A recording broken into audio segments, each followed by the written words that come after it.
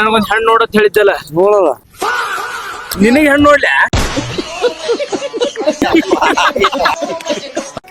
ನಮಸ್ಕಾರ ಎಲ್ಲ ಬಡ್ರು ಮಂದಿಗೆ ಮತ್ತೊಂದು ಎಲ್ಲರಿಗೂ ಸ್ವಾಗತ ಅಂತ ಹೇಳ್ತಾ ಮುಂಜಾನೆ ದಿವಸ ನಾ ಬಂದಿದ್ದೆಲ್ಲಪ್ಪ ಅಂತಂದ್ರ ದನಗಳ ಜಾತ್ರೆ ಒಳಗ. ಜಾತ್ರೆ ಅಂದ್ರೆ ಎದಕ್ ಕರಿತಾರಪ್ಪ ಅಂತಂದ್ರ ಚಕ್ರಗಾಣ ತೊಟ್ಲ ಅದು ಇದು ಅಂತ ಅದ್ರ ಇದ್ರ ಕುದುರದಲ್ರಿ. ಈ ದನಗಳ ಜಾತ್ರೆ ಒಳಗ ಜಾತ್ರೆ ಮಾಡ್ಬೇಕ್ರಿ, ಅದ್ರಾಗೆ ಮಸ್ತ್ ಮಜಾ. ಲಕ್ಷಾಂತರ ದನಗಳು ನಮ್ಮ ಚರ್ಚನ ಊರ್ ಜಾತ್ರೆಗೆ ಬಂದಿದ್ದು. ಅವ್ರ ರೇಟ್ ನೋಡಿದ್ರಪ್ಪ ಅಂತಂದ್ರ ತೆಲಿಗ್ ತಿರುಗಿ ಹೋಗ್ಬೇಕು. ಅಷ್ಟೇ ಅಲ್ರಿ, ದನಗಳ ಅಂದ ಚಂದ ನೋಡಿದ್ರ ಅಂದ್ರೆ ಯಾವ ಪೌಡರ್ ಗಂಧ ಸ್ನೋ ಹಚ್ಕೊಂಡು ಬರೋ ಹುಡುಗಿಕ್ಕಿಂತ ಏನ್ ಕಮ್ಮಿ ಇರ್ಲಿಲ್ಲ.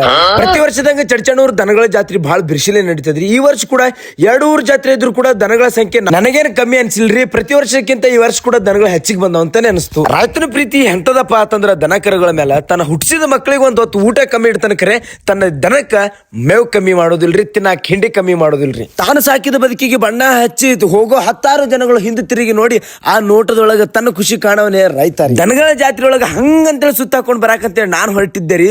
ಸುತ್ತ ಹಾಕ್ತಾ ನೋಡ್ದೆ ರೀ, ರೈತನ ಆರ್ಭಟ, ರೈತನ ಅಂದ ಚಂದ ದನಗಳ ಒಂದು ಮುಖದೊಳಗೆ ಕಾಣಿಸಕತ್ತಿತ್ರಿ. ನನಗೆ ಇಷ್ಟರೊಳಗೆಲ್ಲ ಖುಷಿ ಕೊಟ್ಟಿದ್ದು ಒಂದೇ ಏನಪ್ಪಾ ಅಂತಂದ್ರ ದನಗಳ ಜಾತ್ರೆ ಒಳಗ 1-2 ಹೆಜ್ಜೆ ಹಾಕೊಂಡ್ ಬಂದಿದ್ದು.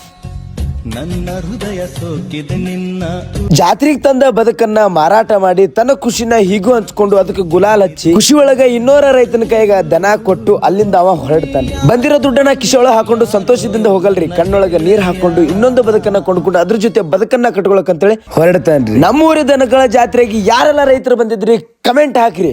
ಇನ್ನೊಂದು ನನ್ನೋಡು ಹುರ್ಕೊಳ್ಳೋರಿಗೆ ನಾ ತಿತ್ತಿನ ಕಾಜು ನೀ ಸರಿ ಬಾಜು.